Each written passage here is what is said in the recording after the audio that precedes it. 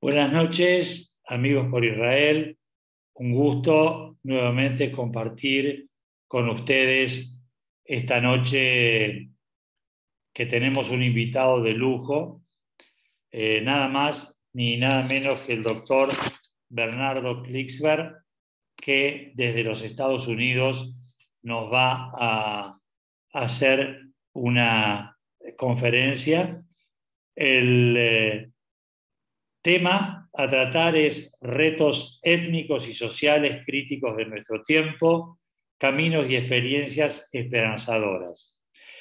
El doctor Bernardo Klicksberg es asesor especial de las Naciones Unidas, es doctor honoris causa de la Universidad Hebrea de Jerusalén, autor de 65 obras traducidas a múltiples idiomas, y podría seguir leyendo largamente el currículum del doctor Klicksberg.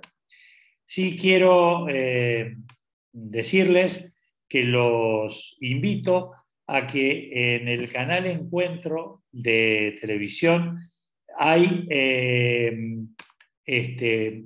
una serie de reportajes que el doctor Klicksberg le hace a personalidades que fueron premios Nobel. Los invito a que vean la programación y que vean esos reportajes tan interesantes. Dentro de eso también hay uno que le hizo al presidente de Israel, Shimon Peres, y que ese sí lo vamos a pasar nosotros directamente para ustedes en exclusivo. Así que, sin más, le voy a dar la palabra al doctor Klicksberg y escuchemos sus palabras. Doctor.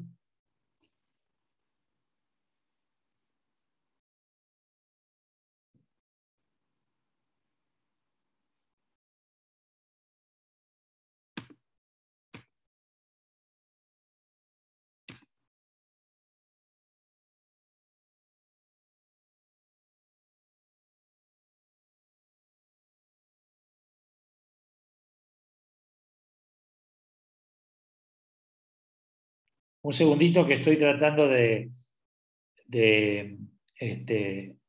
habilitarle el micrófono al doctor.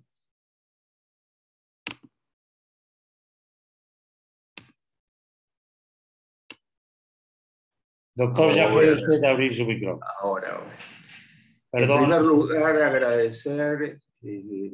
¿Ahora se escucha bien? Perfecto. Bueno, en primer lugar, agradecer la invitación de Simón et al.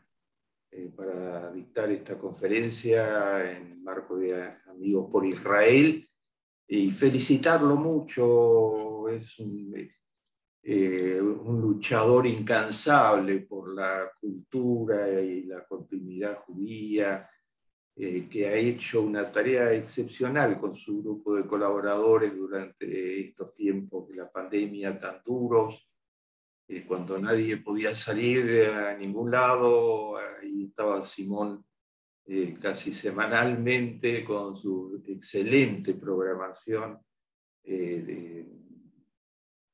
creando un espacio para que la gente pudiera reflexionar, intercambiar y animarse en medio de la penumbra total.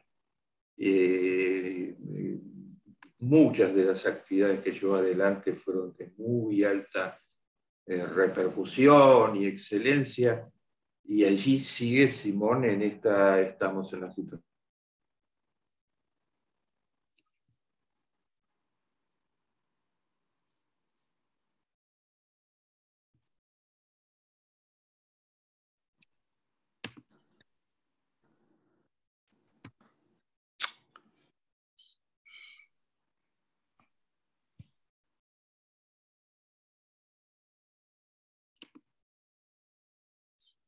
Doctor, no se escucha nada de lo que usted está hablando. No se escucha, no se escucha.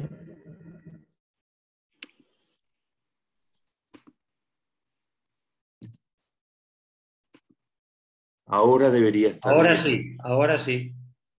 No sé por qué se volvió a mutear solo, ¿no? Si alguien sin querer lo muteó.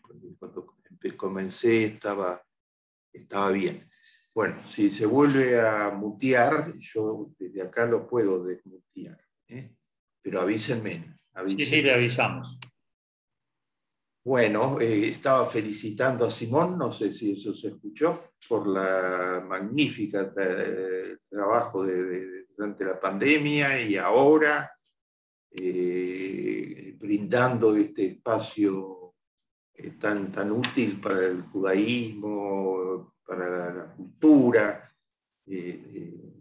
brindando una oportunidad de reflexionar con la más alta calidad, con una programación excepcional.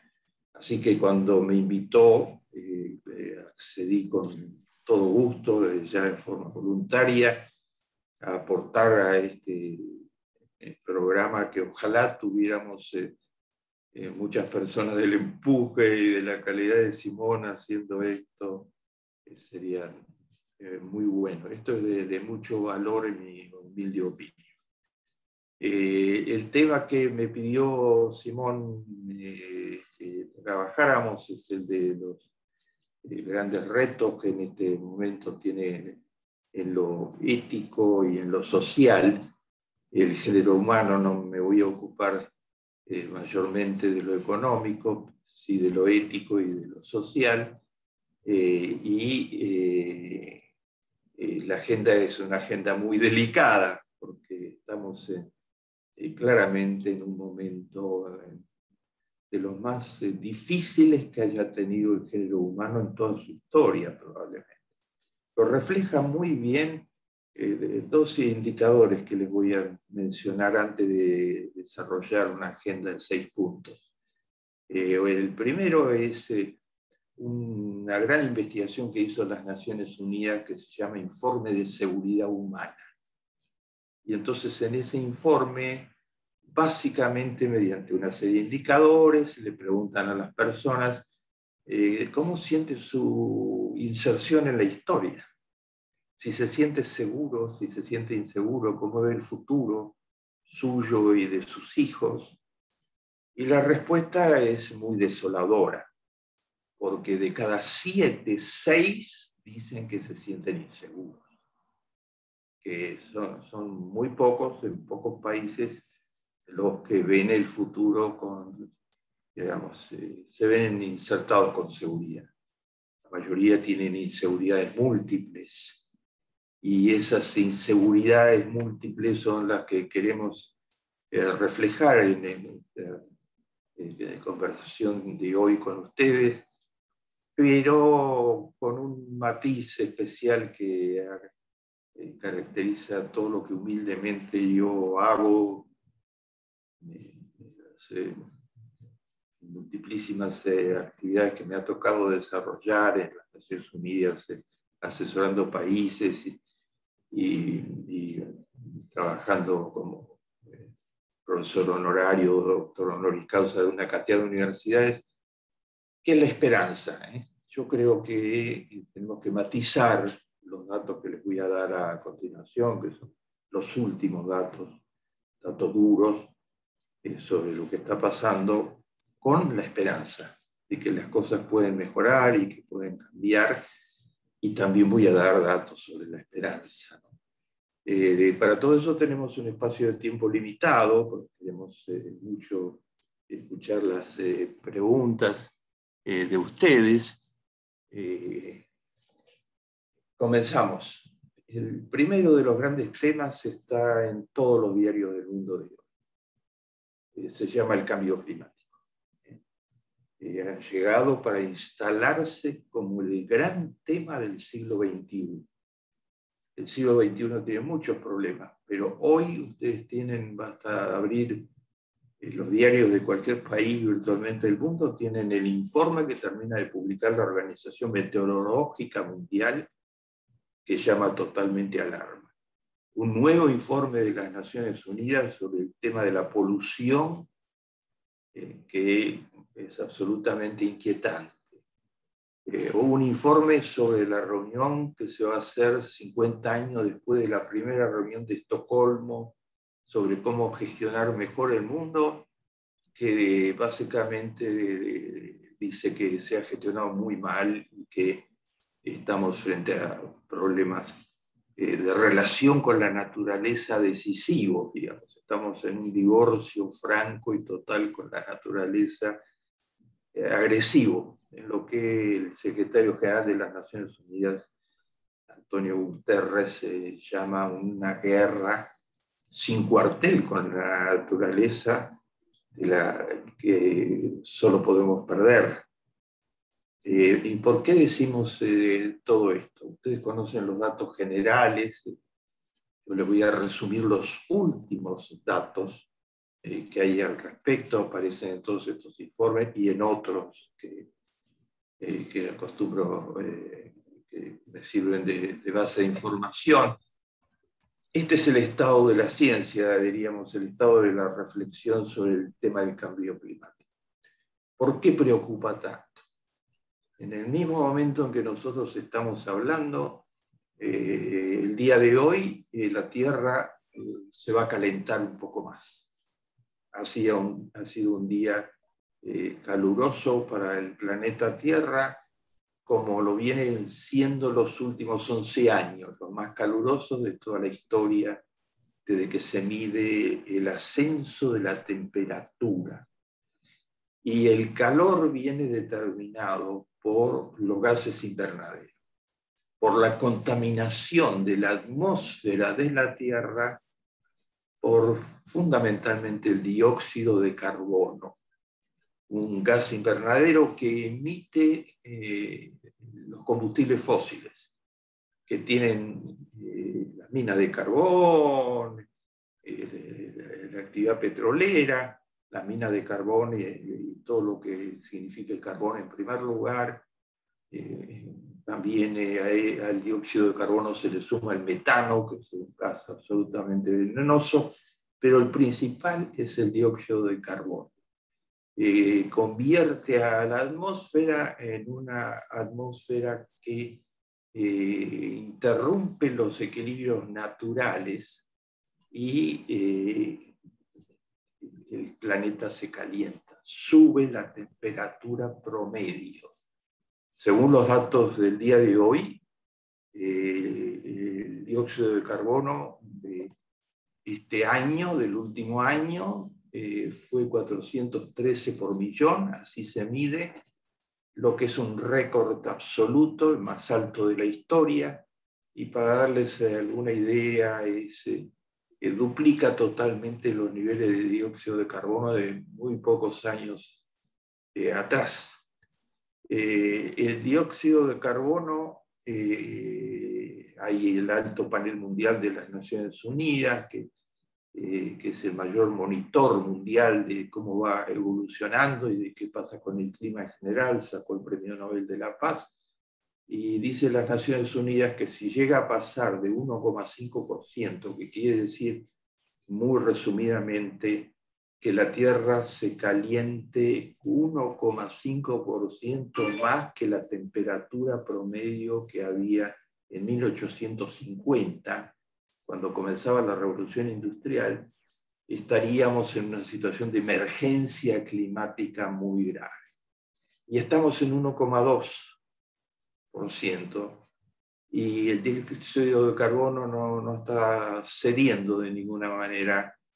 Y el pronóstico es que para que en el año 2030, en pocos años ya, no pasemos el 1,5, ya en algunos lugares de la Tierra se pasó el 1,5, para que no pasemos el 1,5, que va a significar catástrofes climáticas extremadamente graves, se necesita que baje un 43% la cantidad de gases sucios que está desprendiendo fundamentalmente los combustibles fósiles, entre otras cosas a través de los automóviles, de los medios de transporte, de del combustible que se utiliza para los aviones, muchísimas vías, pero principalmente de las grandes empresas que lucran con el combustible fósil. ¿Qué pasa? Pasa que el calentamiento derrite los glaciares en gran escala y el agua de los glaciares se transforma en agua que va a parar a los mares y que desborda totalmente los niveles de altura de los mares y los recalienta a su vez, haciendo muy difícil la vida hacia el interior de los mares. Los mares son decisivos para que la especie humana pueda subsistir, de ahí extrae actualmente gran parte de su alimentación. Los mares se desbordan y se crean condiciones de vapor, de humedad, de falta de oxígeno, que hace que se multipliquen los huracanes y sean huracanes cada vez más salvajes.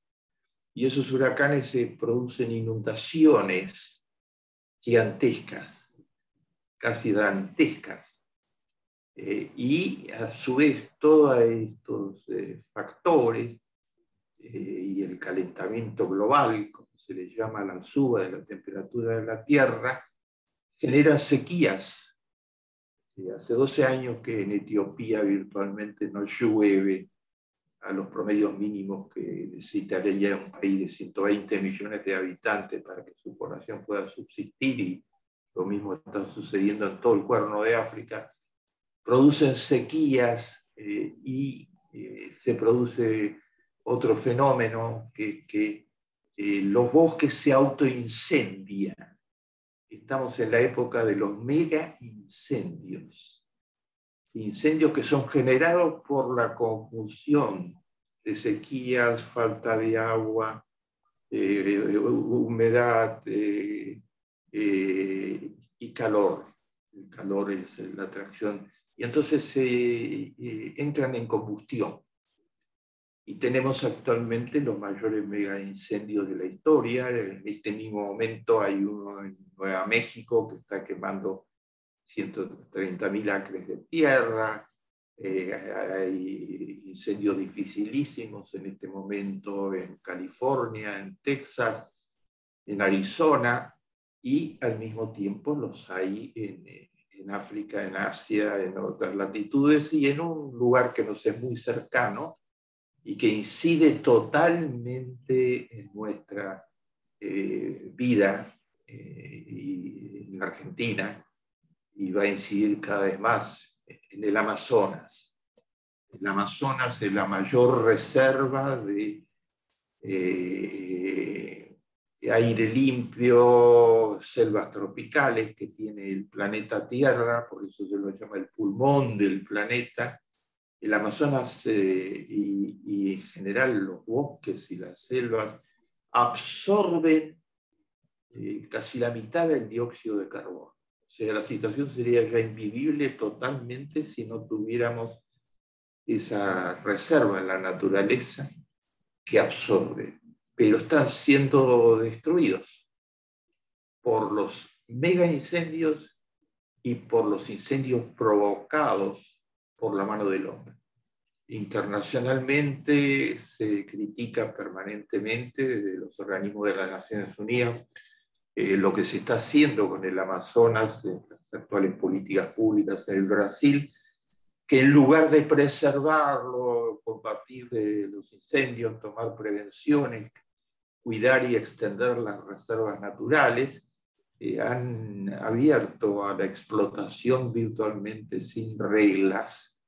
El Amazonas, sin intereses codiciosos, queman bosques enteros y selvas enteras para apropiarse de la tierra y usarla para producir soya y para usarla para ganado, porque son explotaciones muy rentables, etcétera, sacrificando el pulmón de la tierra. Y una vasta extensión del Amazonas ya no absorbe más dióxido de carbono, sino que por el contrario, como está en proceso de destrucción, emite dióxido de carbono.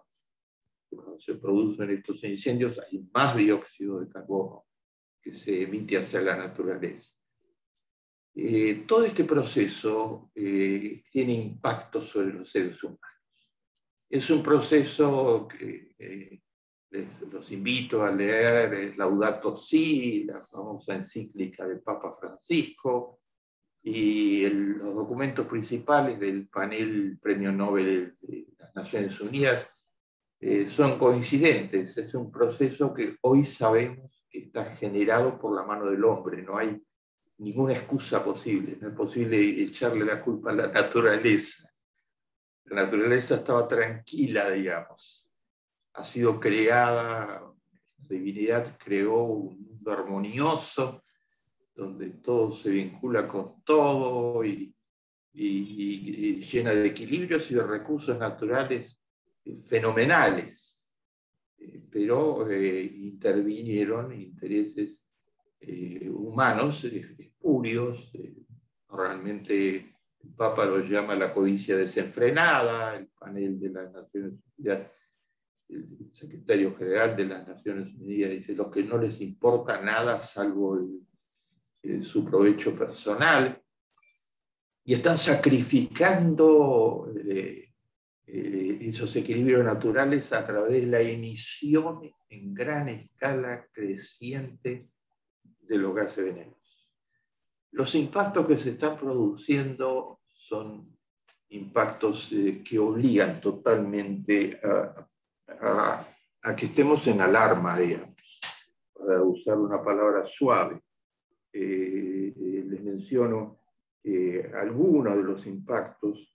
Todo esto significa que los océanos, cada vez más calientes, con menos oxígeno, están matando a las especies pesqueras y a los corales, que son la base de alimentación de las especies pesqueras. Y hay uno de los escenarios es de que el año 2040 casi no habrá peces, lo que sería una tragedia total. Se han reducido los grandes cardúmenes pesqueros. Al mismo tiempo, ese mar, en estos procesos de tratamiento totalmente salvaje de la naturaleza, está siendo torpedeado por una inundación de plásticos que va a tener que tiene mucho peso. Hoy son, en el año 2050 en el año 1950, en total se producían 2 millones de toneladas de plástico. Actualmente se producen 400 millones de toneladas de plástico y se llegará en poco tiempo a los 500 millones. El plástico se degrada expulsando lo que tiene, que son tóxicos y químicos. Y eso crea polución en gran escala y muchos intereses económicos tratan de deshacerse de los plásticos. Cuando recordemos que hay 500.000 botellas, por ejemplo, que tienen un solo uso, que se usan una sola vez, las botellas de refrescos. 500.000 botellas. Entonces el plástico, una vez que se tira, se degrada y va arrojando partículas que intoxican la atmósfera y que intoxican el mar. Y no se tiran solo al mar, se tiran a la fuerza a los países pobres. Bueno, no me extendo por el tiempo. Y hoy tenemos toda una generación de peces que han comido plástico y que se envenenan y que nos pasan ese veneno a los comedores, a gran parte del género humano que se alimentan con eso. La polución, mencioné la polución. Hoy está el informe de las Naciones Unidas que dice que mueren por año 9 millones de personas, más que los que murieron por la cifra combinada de todas las epidemias, si le excluyen a la pandemia actual. 9 millones de personas porque no tienen aire limpio, porque se envenenan cotidianamente el 95% de los seres humanos respiramos aire que no pasa los parámetros que fijó la Organización Mundial de la Salud, que está contaminado. Y en esa contaminación están los químicos, los tóxicos, las partículas de los plásticos y los pesticidas, la destrucción sistemática de la naturaleza. Está claro que en los lugares donde hay preservación de la naturaleza, el aire es de otra calidad. Está claro que Costa Rica, por ejemplo, tiene un aire muy superior y sus habitantes son más sanos, tienen la mayor esperanza de vida de América Latina, mientras que en México, por el contrario, hay un aire de pésima calidad por la polución ambiental y los desequilibrios naturales en gran escala que la alimentan, y eso produce simplemente muerte. 9 millones es la cifra de fumadores que mueren por año. Entonces hoy mueren 9 millones por fumar, y mueren 9 millones por polución, por respirar aire contaminado que deviene de todos los procesos que yo les estoy mencionando. No me detengo mucho más porque el tiempo no me lo permitiría, pero hay un grupo de científicos que lanzó ahora un informe que llama la extinción masiva de los océanos, y que muestra que podemos llegar a una catástrofe oceánica por todo lo que está sucediendo, que hablan de la extinción de las especies animales. Están en riesgo de extinción el 11% de las aves, el 25% de los mamíferos, el 20% de los reptiles se están extinguiendo por los desequilibrios naturales que los han dejado sin sus ámbitos de supervivencia natural, y el 34% de los peces. Y los insectos, están desapareciendo una serie de insectos cada año entre 18.000 y 55.000, que son importantísimos para la vida y para los cultivos, y hay 11.000 especies de pájaros que están en reducción acelerada, entre ellas las abejas, que cumplen funciones fundamentales. Bueno, no puedo continuar, pero todo esto está sucediendo y lo ha reflejado una película que sacó alguno de los Oscars, No mires para arriba, Don't Look Up, que advierte que está sucediendo y que los seres humanos son indiferentes. En segundo lugar, la pandemia. Alguna referencia a la pandemia. Hoy tenemos las vacunas. Necesitamos mucho más todavía, pero la ciencia ha demostrado que puede, si no fuera por las vacunas, tendríamos cifras inconmensurables de hospitalizados y de muertos. Las vacunas salvaron la situación, pero las vacunas no están generalizadas. La última cifra que tengo para darles de la Organización Mundial de la Salud es que en los países ricos el 80% de la población está vacunada con 2 o 3 vacunas. En los países pobres, solo el 10% de la población está vacunada con una sola dosis de alguna vacuna. En África es el 3% de la población que está vacunada.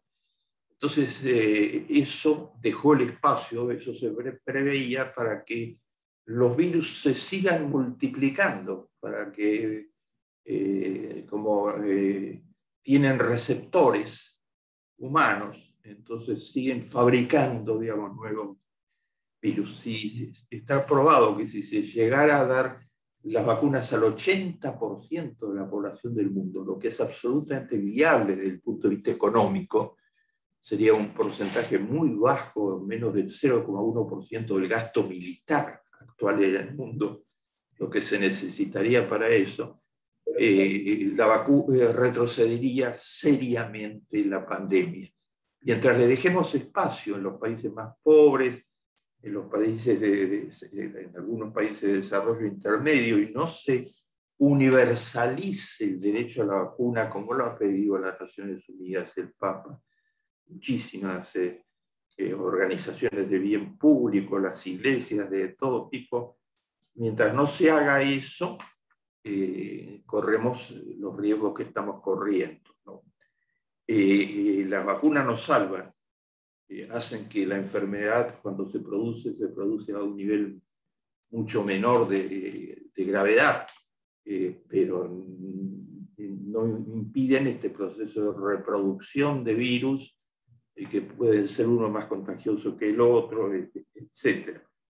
Tercer tema que voy a mencionar porque es absolutamente fundamental, y si a todo esto, a un planeta que tiene un problema para todo el siglo XXI, por lo menos, que es el cambio climático, que tiene el gran problema de la pandemia, que agrava y además es generador de virus, según los estudios de Bill Gates recientes, que no tengo tiempo para detenerme, del Instituto Gates.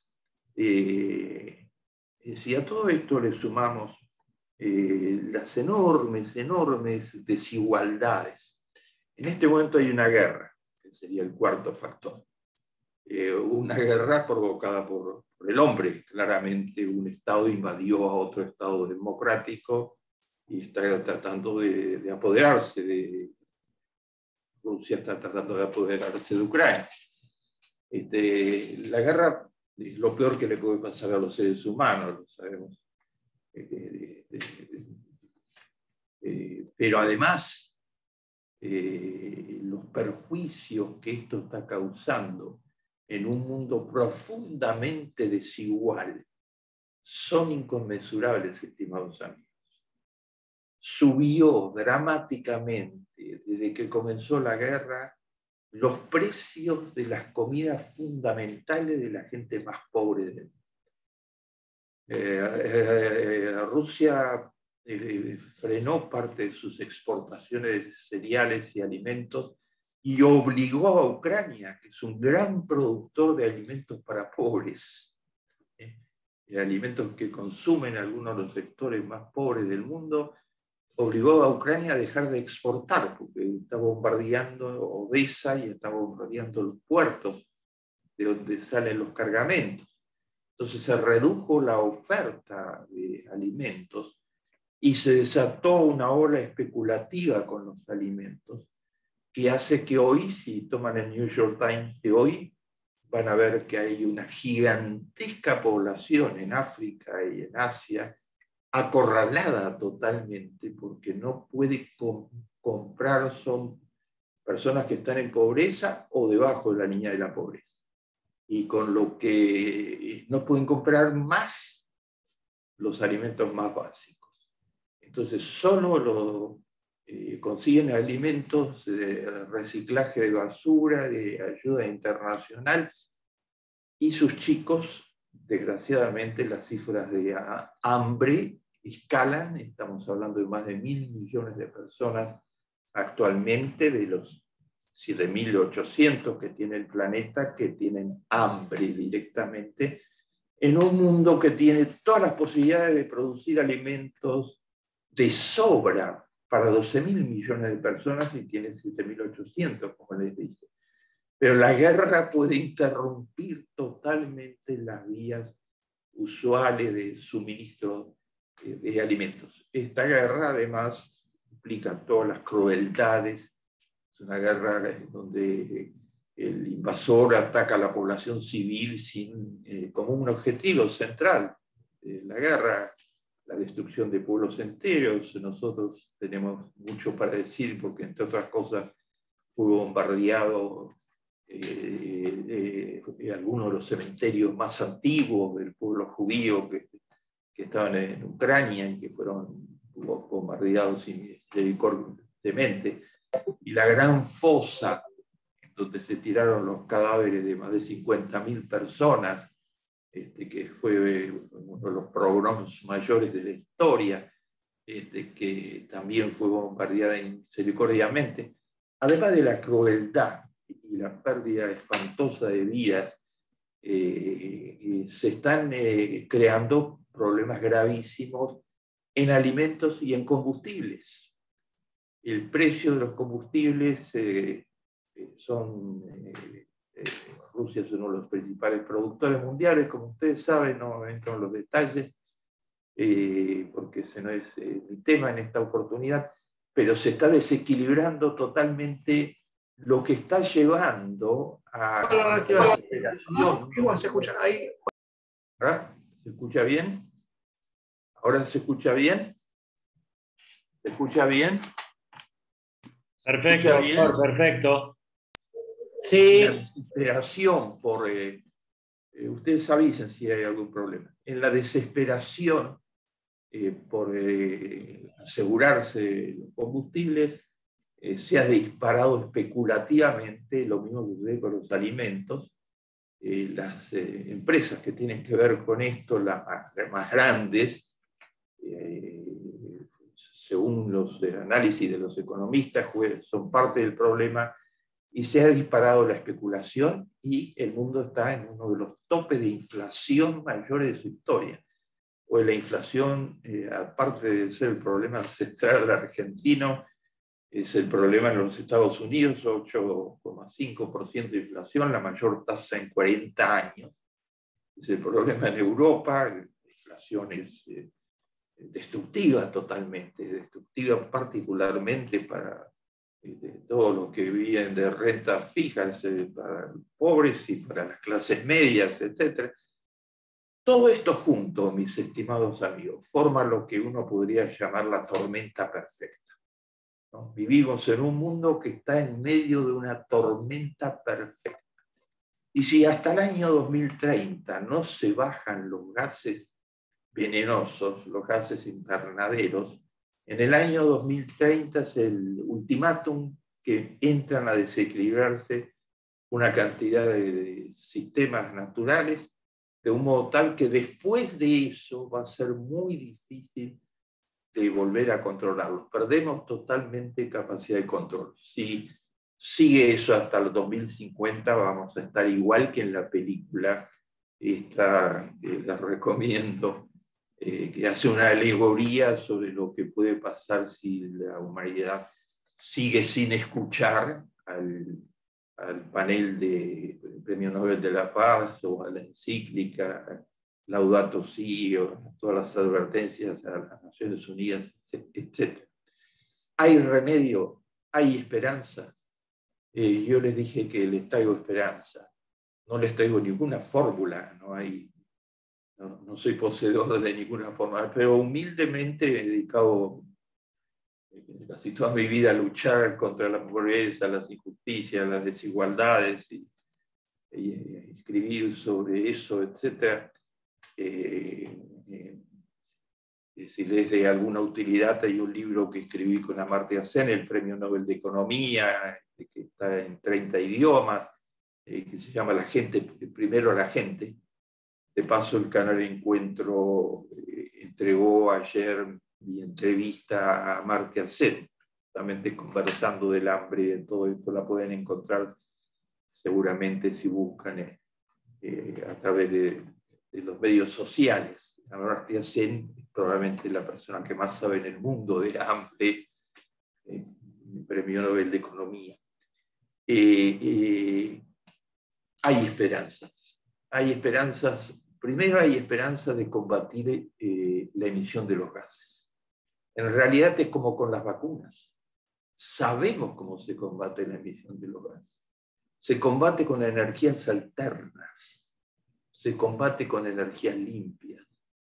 Se combate con el trabajo en el que el Estado de Israel ha sido un pionero mundial durante virtualmente toda su existencia, que es la energía solar. Fue el primer país que tuvo energía solar en sus casas en gran escala, y actualmente Tel Aviv hay un gigantesco área de energía solar que solamente se alimenta con energía solar. La energía solar ha ido bajando el precio gracias a la ciencia y la tecnología israelí y otras, pero Israel está a la cabeza de esto. y también la energía eólica. No tengo tiempo para detenerme, pero 80% bajó el precio de la energía solar, 55% el precio de la energía eólica.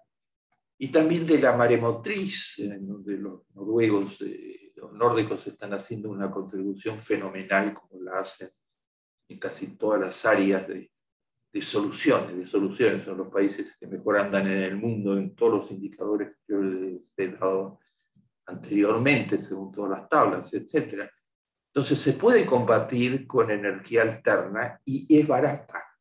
Actualmente es más barato producir energía solar que explotar el carbón, que envenena puramente. Y entonces, ¿por qué no se hace? Me preguntarán ustedes. Los grandes intereses económicos que hay en juego. Esta ya es una guerra de unos pocos que quieren todo. Recordemos que este es un mundo muy, muy desigual. Es el más desigual de la historia. 26 personas tienen más que 3.600 millones de personas. Entre esos 26 hay algunos grandes filántropos, pero hay otros que no lo son, y entre los 5.000 que tienen más del 50% del Producto Bruto Mundial, hay otros que lo son menos todavía y no quieren perder la fuente de la riqueza, aunque esto signifique un deterioro fenomenal al clima y a todas las condiciones que yo he estado mencionando. Entonces no se hace, a pesar de que Europa aprobó leyes, Estados Unidos aprobó leyes, porque hay una gran lucha que tiene uno de sus epicentros en la desinformación actualmente. Antes las luchas eran de salir a la calle y defender la democracia, defender, como nos tocó a algunos de nosotros, defender la total libertad de enseñanza, defender luchar contra el antisemitismo en cualquiera de sus manifestaciones horrorosas, contra el antisemitismo y el racismo. Pero hoy además está el tema del intento de apoderarse de la mente de las personas a través de la desinformación. Y entonces hay una campaña mundial que niega la pandemia y que dice que las vacunas son una creación de George Soros y de la sinarquía judía mundial.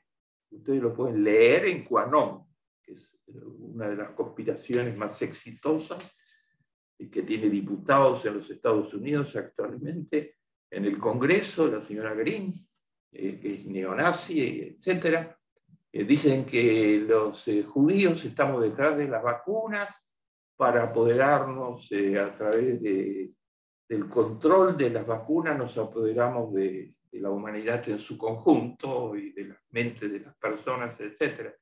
O la campaña que dice que el cambio climático no es un problema, que son accidentes que van a pasar cuando es abrumadora. El 99% de todos los científicos, salvo los mercenarios, digamos, los que trabajan al servicio de estos intereses, dicen que es el peligro fundamental de que si la humanidad va a sobrevivir al siglo XXI, etcétera, etcétera. Hoy hay, que con esto voy a terminar con esto y algunas referencias esperanzadoras, está la desinformación. Y la desinformación, amigos, puede hacer lo que termina de hacer en Búfalo. En Búfalo, como ustedes leyeron, un joven de 18 años, graduado de la escuela, del secundario, digamos, examinado por un comité de psiquiatras un año atrás, que no le encontró una anomalía porque había escrito en internet que uno de sus sueños sería matar a mucha gente. Entonces dijo que era un chiste, y entonces la policía lo mandó a ser examinado por un comité de psiquiatras, y el comité de psiquiatras dijo que no era un peligro, que no encontraba un peligro. Bueno, salió a asesinar a negros, a personas de color, con la meta muy clara, y entonces se fue al centro comercial donde van personas de color en Búfalo y con una ametralladora ultra potente, que todavía no se ha logrado en Estados Unidos que sea prohibida, y mató la mayor cantidad que podía matar en el tiempo que tuvo hasta que lo atraparon. Entonces mató a 11 personas de color, mayoría madres y mujeres, etc., y a 2 personas de no color, digamos, que les tocó simplemente. Pero esto mismo sucedió hace 2 años atrás, 3 años atrás, en una sinagoga, ¿verdad? Recuerdan ustedes en Pittsburgh, y los muertos fueron más, fueron como 15 los muertos, y la estructura fue la misma, una persona de estas características. Y después sucedió hace 2 años atrás en Texas, y los asesinados fueron los latinos. Unos fueron a buscar judíos, otros fueron a buscar latinos, 23 latinos, y otros fueron a buscar negros. Y ¿saben lo que tienen en común los 3 asesinatos masivos y otros que no me puedo detener? La desinformación, la adoctrinación por la desinformación. Porque el que mató en Búfalo, ahora están en internet los documentos que escribió abundantemente sobre que él era partidario total de la teoría del reemplazo. La teoría del reemplazo quiere decir que los negros, los judíos y los latinos están tratando de reemplazar a los blancos en los Estados Unidos. Parece una locura total, ¿no? Pero esa teoría está en la cadena de televisión más importante de los Estados Unidos. Hay locutores que la pregonan abiertamente, que es una conspiración y que hay que cuidarse de esa conspiración, que los blancos corren peligro, y la tomaron estos semilocos o con tendencias nazis totales, y la tomó toda una organización política neonazi que se llama los White Supremacists. Estos días, por favor, entren en la página de la ADL, la Anti-Defamation League de los Estados Unidos, que es la gran organización judía que más sabe de White Supremacists y que venía vaticinando que iban a suceder cosas de este tipo. La teoría del reemplazo es compartida actualmente por la 1/3 parte del pueblo americano, que se la tragó.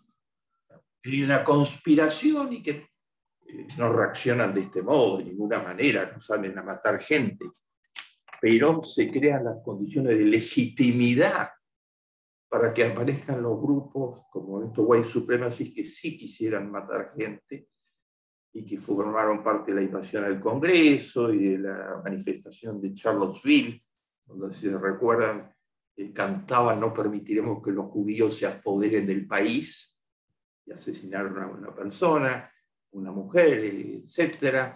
Y tenían a Hitler paseándose por todos lados.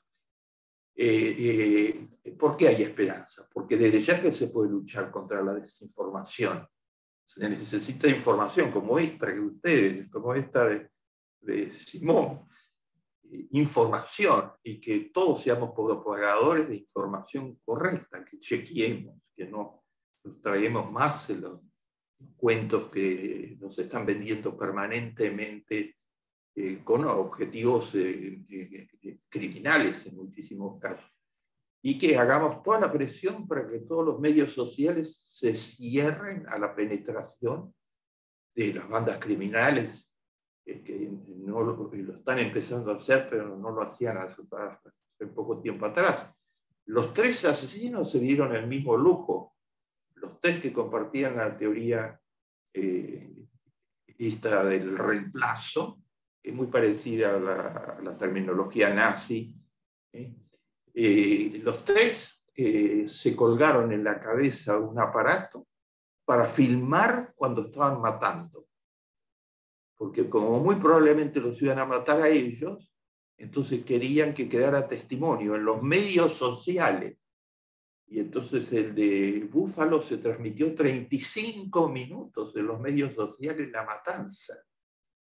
Querían dejar escuela Y ellos a su vez fueron discípulos de un australiano que mató, si recuerdan, a 50 islámicos en una iglesia, en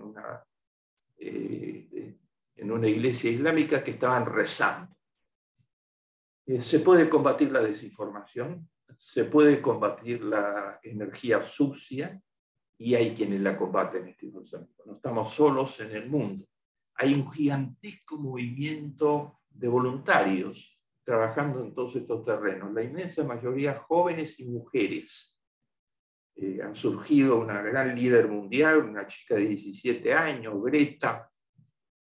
Ha surgido una multimillonaria, nada menos que la ex esposa del segundo hombre más rico del mundo, el dueño de Amazon. Y esta señora, cuando se divorció y recibió 50.000 millones de dólares por el divorcio, dijo: me voy a gastar hasta el último centavo en defender al género humano. Y nadie le creía. McKinsey Scott donó en los 2 años de la pandemia 12.000 millones de dólares. Es la mayor filántropa de la historia del género humano, mayor que Gates todavía. Donó 12.000 millones de dólares para ONGs que trabajan por todas las causas que yo les mencioné anteriormente. Y es muy interesante cómo el ser humano conserva los valores solidarios. Durante los 2 años de la pandemia Naciones Unidas midió si la solidaridad bajó. Y uno podría pensar, bueno, todas las formas de solidaridad deben haber bajado. No, se encontró con que el número de voluntarios, el número de donaciones y la predisposición de la gente de ayudar a los inmigrantes y a los más pobres subió durante la pandemia un 25%. O sea, el ser humano tiene una inclinación natural muy fuerte a la solidaridad. Y termino, hay 2 agentes de cambio que en mi opinión son decisivos. Uno es el ingreso masivo de los jóvenes a la lucha por preservar la ecología. En todas las encuestas, del 95% en adelante de los jóvenes dicen que no va a comprar en empresas que no sean verdes, que no den pruebas concretas de que no están envenenando el planeta. Y los jóvenes están haciendo grandes manifestaciones en todos los lugares del mundo. Greta está movilizando más de 20 millones de escolares actualmente. Bueno, no sigo por... Y el otro gran agente de cambio son las mujeres. La mujer no solamente que ha desarrollado este sentimiento de repudio total contra toda forma de utilización, contra la violencia doméstica en todas sus expresiones, contra el sadismo, contra todo esto que vimos que se desarrolló durante muchos años, el uso del poder para el sometimiento sexual, todo lo que vimos, sino que se ha colocado en primera fila en las grandes luchas que yo estoy mencionando. Hay mujeres en primera fila en posiciones importantísimas. Por ejemplo, en este momento, ¿quiénes creen ustedes que tomaron la decisión de convertir a Finlandia y a Suecia, de que dejen de ser países neutrales para poder defenderse del posible ataque de alguien que atacó a su vecino toda la vida, como está sucediendo con el caso de Rusia? Entonces Finlandia está en la frontera con Rusia y Suecia está al ladito, y entonces tomaron la decisión heroica de salirse de la neutralidad total que han practicado siempre, para convertirse en países que saben que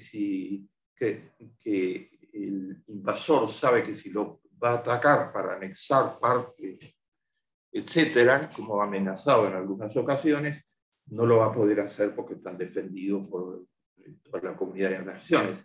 2 mujeres tomaron la decisión. La primer ministra de Suecia es una mujer y la primer ministro de Finlandia es una mujer de 35 años de edad. Y el comando de Finlandia son 5 mujeres actualmente. Son las mismas mujeres que tienen el mejor récord de lucha contra la pandemia. Suecia, Finlandia, Noruega y Dinamarca tienen el mejor récord de lucha contra la pandemia. Se inspiran confianza total, cero corrupción, han hecho el mejor trabajo junto con Israel, que es un trabajo absolutamente excepcional, han hecho el mejor trabajo de lucha contra la pandemia. La mujer está masivamente pidiendo, exigiendo, ¿no? Exigiendo ser parte de la toma de decisiones. Y eso, las mujeres y los jóvenes están renovando, digamos, el tejido social del siglo XXI. Por eso yo tengo esperanza, y tengo esperanza porque hay países que no tienen ninguno, no tienen los gases venenosos, no han logrado controlar la pandemia, no tienen virtualmente desigualdad, y les va muy bien económicamente, y además en la tabla de los felices, del país más felices del mundo, que es las Naciones Unidas, uno busca la tabla, número 1 Noruega, número 2 Finlandia, número 3 Suecia, número 4 Islandia, después enseguida Dinamarca, después Nueva Zelanda, que es el mismo modelo de país, Canadá, Holanda y Costa Rica muy dignamente. Y les doy una buena noticia de esperanza para terminar estas reflexiones, que me he extendido un poco, porque vi que el número crecía y crecía de compañeros que tenemos acompañándonos, y no se iba, sino que crecía el número. Pensé que les podía interesar. Saben, en la última tabla, ahora en medio de toda la tormenta perfecta, la última tabla de medición de la felicidad, participan 150 países. ¿Qué países son los más felices? Muchos son profundamente infelices desde ya, y crecen los países infelices. Pero los que les mencioné están en la cabecera.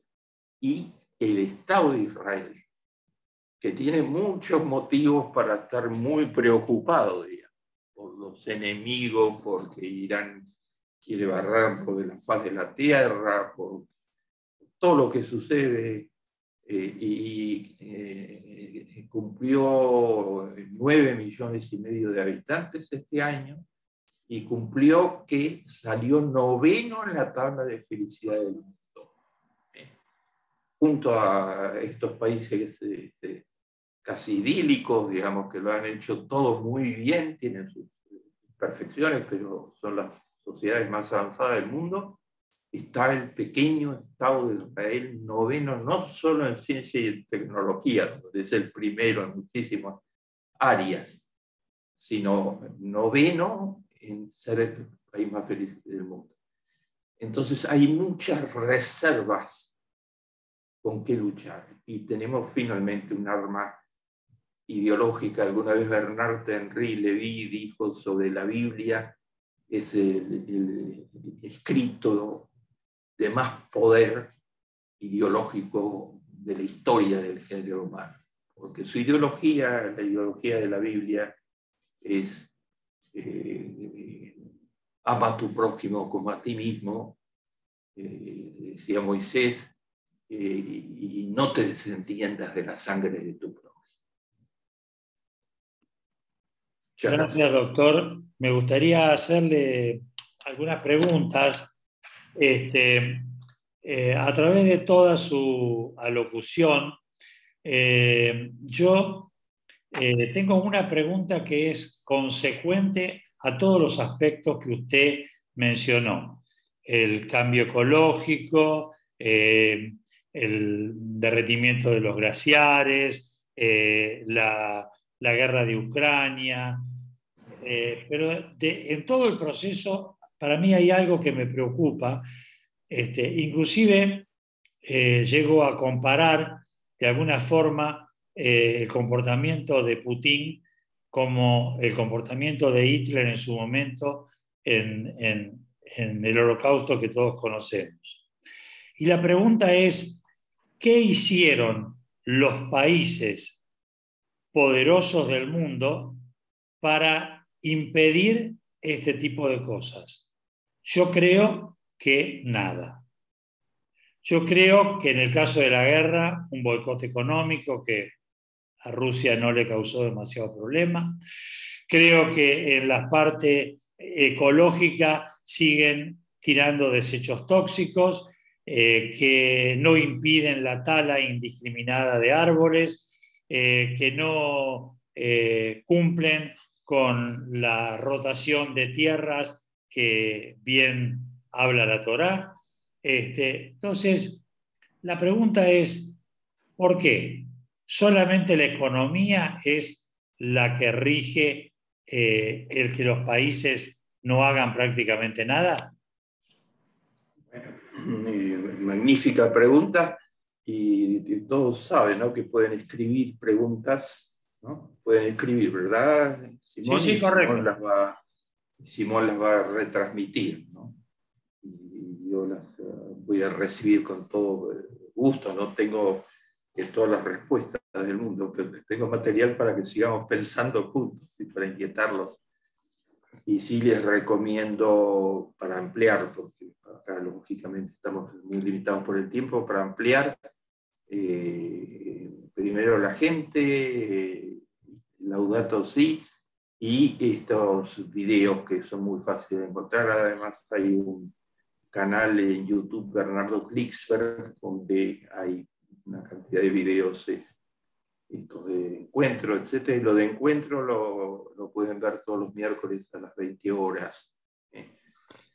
Si alcanzan hoy, no, creo que hoy no alcanzan, porque hoy era el... Bueno, pero a través de Simón van a tener el reportaje a Simón Pérez, como él les dijo, que dice cosas de una sabiduría infinita. Él era el presidente más viejo del mundo en el momento que yo lo entrevisté y le dije: usted como presidente más viejo del mundo, enséñenos qué lecciones le puede dar a los jóvenes. No se lo pierdan. Tenemos que matizar, digamos, matizar en el sentido siguiente, ¿no? No son, digamos, negro o blanco, digamos. Hay claramente estadistas, países que están dando la pelea, pero en su país son combatidos con una dureza total. Entonces, ¿qué quiero decir con eso? Angela Merkel, por ejemplo, dio la pelea en defensa de los inmigrantes en la época más dura de la inmigración de África y Asia, cuando se hundían en el mar y demás. Y albergó en Alemania, por su decisión, se jugó todo su proyecto político, 1 millón de inmigrantes, ¿no? Esa es una decisión de un país rico, con una estadista de esa calidad. No sé si otros estadistas se hubieran tomado una decisión de esa calidad, que claramente no le importaba el provecho personal, sin ninguna duda, sino que le importaba ayudar al género humano. Actualmente en los Estados Unidos, la administración Biden ha dictado todo tipo de disposiciones para erradicar el carbón. Según esas disposiciones, en 10 años no deberían existir más minas de carbón. Y la Unión Europea ha aprobado disposiciones similares. Pero los defensores del carbón son algunas de las mayores fortunas de los Estados Unidos, ¿no? Como los hermanos Koch, etc. Y siguen alimentando campañas de desinformación que el carbón no es responsable de nada, que se puede producir carbón saludable, etc. Y como las campañas electorales requieren financiadores, financian a aquellos que van a defender el carbón. Hay un diputado en el Congreso que tiene acciones en gran escala de empresas del carbón y ha sido el obstáculo total para estas leyes. Forma parte del mismo partido de Biden.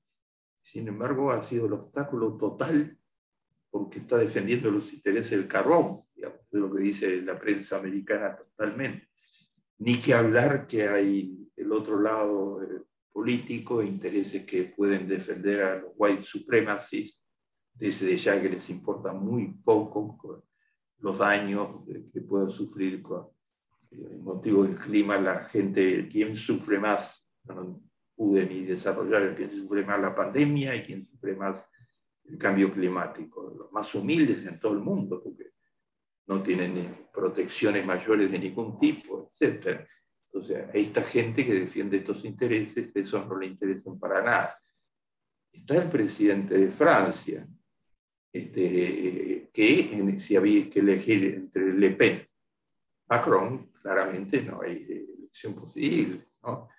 Le Pen hubiera significado que hubiéramos centrado en un mundo donde no habría un Putin, habría una cantidad de Putines, ¿no? En un mundo muy difícil, y particularmente para nosotros como judíos, etcétera, ¿no? Todas las organizaciones judías francesas, a excepción de un loco, de un ambicioso, ¿no? Pidieron, por favor, vayan a votar y voten por Macron. No se trata de idealizar a Macron, político, pero claramente centro, que en este punto es absolutamente claro, etc. Entonces hay matices en los países ricos. Digamos, detrás de estas personas hay grandes sectores que les están reclamando estas actitudes. Hay un gran sector que le reclamó al presidente Biden que eliminen la pobreza infantil. Estados Unidos tiene un 25% de chicos pobres, siendo uno de los países más ricos del mundo, ¿no? Y pobreza dura. Y esos chicos han sufrido, ellos y su familia, la pandemia mucho más que los otros, etc. Y el presidente aprobó un paquete de ayuda gigantesco de más de 15.000 millones de dólares y fue aprobado por los diputados y está ahí, nunca va a ser tratado por los senadores porque hay capacidad de bloqueo de los grandes intereses económicos para que se aprueben leyes para los pobres. Entonces tiene que tomar medidas de segunda jerarquía, digamos, que están tomando, y hacer lo que pueden.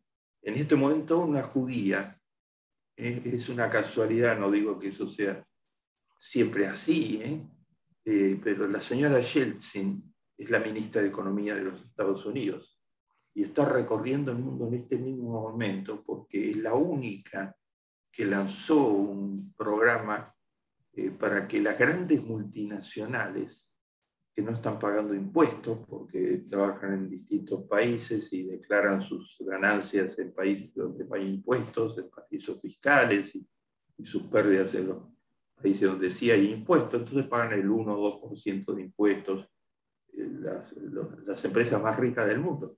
Entonces ella inventó un plan para que paguen por lo menos el 15%, para que haya más fondos para defender a la gente pobre, para ayuda social, para investigar medio ambiente, para asegurar el desarrollo de energías limpias, y logró que 150 países firmaran ese plan.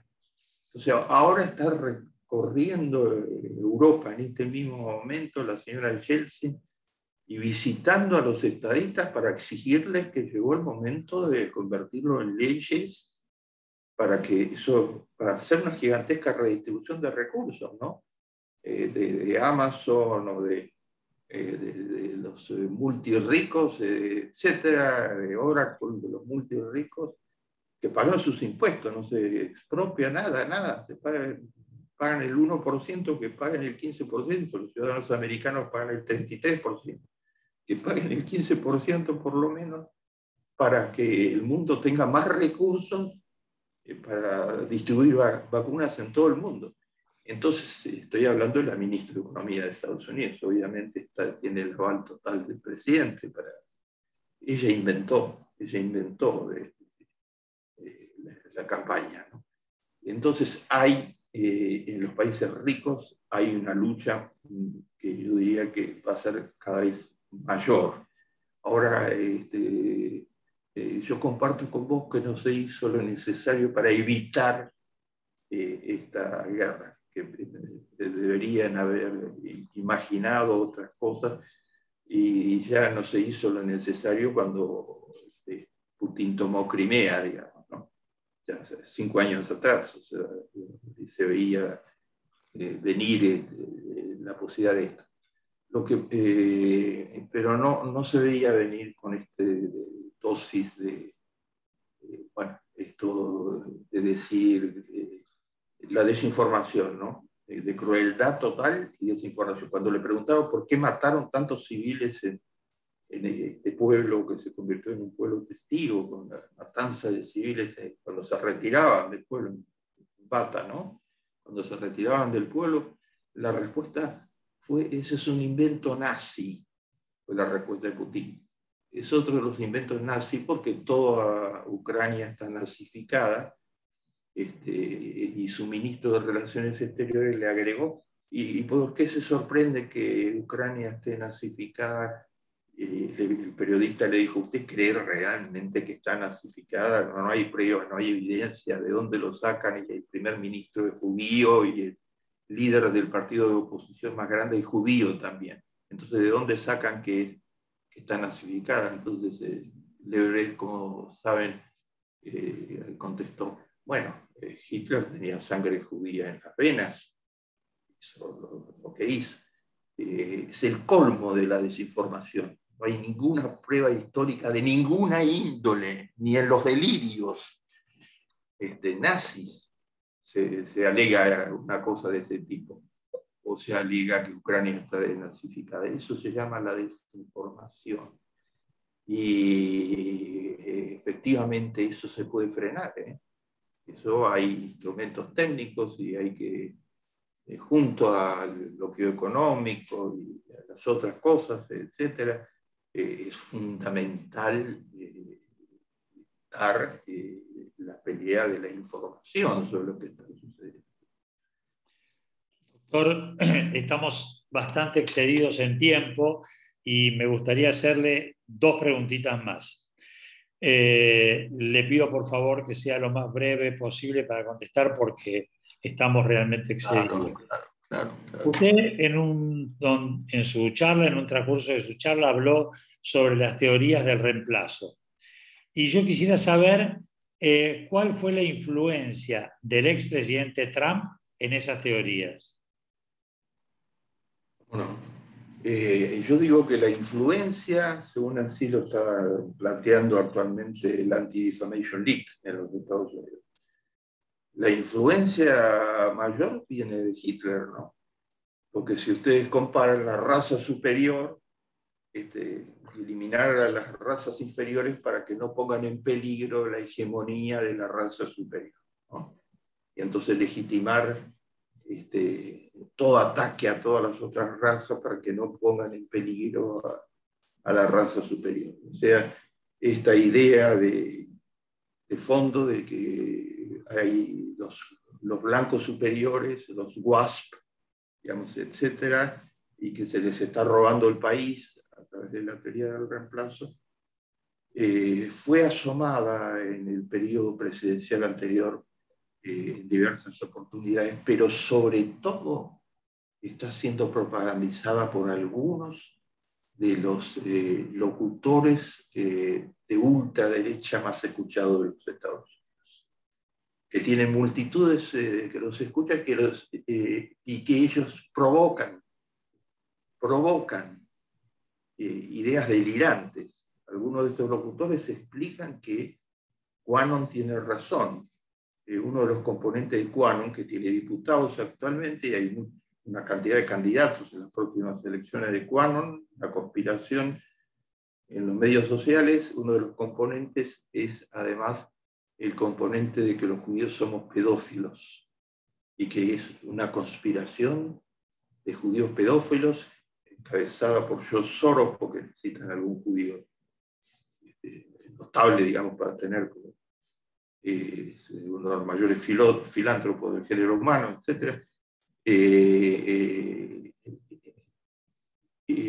Se le preguntó, la pregunta que tú me hiciste, la preguntaron hace muy pocos días a uno de los veteranos mayores de la televisión en Estados Unidos. Dice: ¿cómo puede ser que estos locutores digan barbaridades tan terribles y hayan formado un sector de opinión pública en la teoría del reemplazo?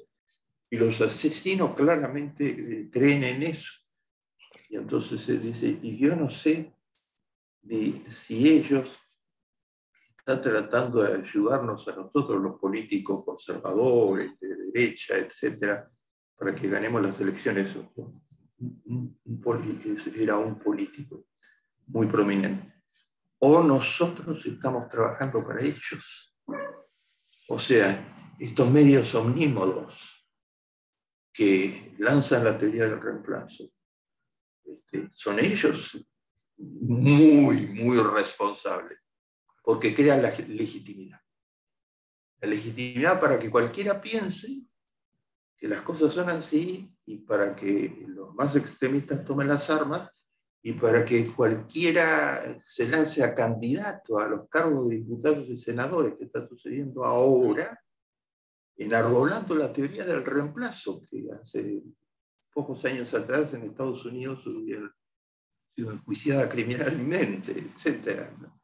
Entonces, contestando tu pregunta, mucho cuidado con el poder omnímodo que tienen medios sociales, detrás de los cuales hay a su vez intereses económicos, ¿no?, que ganan muchísimo dinero propagandizando la teoría del reemplazo. Además que logran que todo les deba favores políticos y van a tener poder político todavía mayor que el que tienen, ganan muchísimo dinero porque vende, ¿no? Las calumnias, de las conspiraciones, venden en este momento el género humano, donde la gente se está desesperada. Doctor, la última pregunta para terminar. Nosotros, los ciudadanos comunes que vivimos en este mundo, ¿qué podríamos hacer desde nuestros lugares para retrasar un poco este panorama tan oscuro que usted presenta? Podemos hacer de todo y tenemos resultados cuando hacemos. El panorama es oscuro, pero hay un grupo de países que son luminosos, ¿no? Yo lo dije, no tienen nada de esto y tienen todo lo contrario, que muestran que se puede ser país, digamos, y tener igualdad, desarrollo económico, generosidad, filantropía. Hay un grupo de empresarios que a la cabeza de las mejores causas, como Bill Gates, que es el pionero de la lucha por las vacunas, y como la señora McKinsey Scott, que mencioné hace un rato, ¿sabes?, está ayudando a 1.200 ONGs con los $12.000 millones repartidos, entre ellas varias judías, para que hagan el trabajo de luchar contra estos intereses y en defensa de las mujeres y de las personas de color y todo lo demás. Podemos hacer que hay el ejemplo de quienes están haciendo y tienen resultados. Para terminar, el New York Times lo hizo a su manera. Es un gran diario, considerado el mejor diario del mundo. ¿Sabe lo que hizo?